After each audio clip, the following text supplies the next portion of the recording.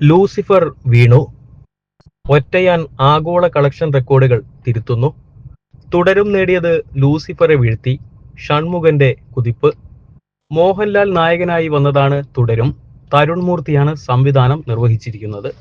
ഒരു പെയിന്റിംഗ് പോലെയാണ് ഫ്രെയിമുകളെന്നും മനോഹരമായ ആഖ്യാനമാണ് എന്നും ജേക്സ് ബിജോയുടെ മികച്ച സംഗീതമാണ് എന്നും നടനെന്ന നിലയിലും താരമെന്ന നിലയിലും മോഹൻലാലിന്റെ തിരിച്ചുവരവാണെന്നും ഞെട്ടിക്കുന്ന സംവിധാനവും തിരക്കഥയുമാണെന്നും ചിത്രത്തിൻ്റെത് എന്നാണ് അഭിപ്രായങ്ങൾ. ആഗോളതലത്തിൽ ലൂസിഫറിനെ വീഴ്ത്തി തുടരും ആകെ 130 കോടി നേടിയിരിക്കുകയാണ് എന്നതാണ് പുതിയ റിപ്പോർട്ട്. KR സുനിലിനൊപ്പം തരുണുമാണ് തിരക്കഥ ഒരുക്കിയിരിക്കുന്നത്. ഷൺമുഖൻ എന്ന കഥാപാത്രമായിട്ടാണ് ചിത്രത്തിൽ മോഹൻലാൽ വേഷമിട്ടിരിക്കുന്നത്. ഒരു ടാക്സി ഡ്രൈവർ കഥാപാത്രമാണ് ചിത്രത്തിൽ മോഹൻലാലിൻ്റെത്. ലളിത എന്ന വീട്ടമ്മയായി നായിക കഥാപാത്രമായി ശോഭന എത്തിയിരിക്കുമ്പോൾ ഫർഹാൻ ഫാസിൽ, മണിയൻ പിള്ള രാജു, അനു പപ്പു, ഇർഷാദ് അലി, ആർഷ കൃഷ്ണപ്രഭ, പ്രകാശ് വർമ്മ, അരവിന്ദ് എന്നിവരും കഥാപാത്രങ്ങളായി ഉണ്ട്. തുടരുമിന് മറ്റൊരു പേര് കൂടി ആലോചിച്ചിരുന്നുവെന്ന് വെളിപ്പെടുത്തിയിരുന്നു തരുൺ മൂർത്തി.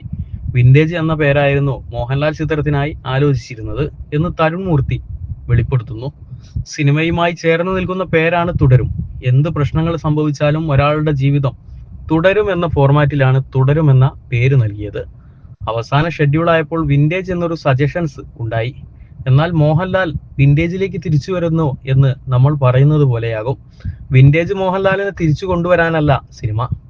വിന്റേജ് എന്ന പേര് ലാലേട്ടനോട് പറഞ്ഞപ്പോൾ എന്തിനാ മോനെ മനോഹരമായ തുടരുമെന്ന വാക്കുള്ളപ്പോൾ മറ്റൊരു പേര് എന്ന് ചോദിച്ചു. അങ്ങനെ ആ പേര് ഉറപ്പിക്കുകയായിരുന്നുവെന്നോ പറയുന്നു തരുൺ മൂർത്തി.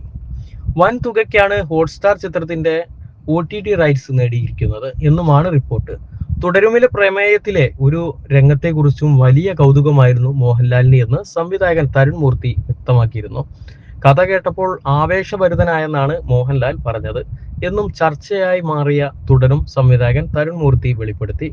നായകൻ മോഹൻലാലിന്റെ ലുക്കുകൾ നേരത്തെ ചിത്രത്തിലേതായി പുറത്തുവിട്ടത് റിലീസിന് മുന്നേ ശ്രദ്ധയാകർഷിച്ചിരുന്നു.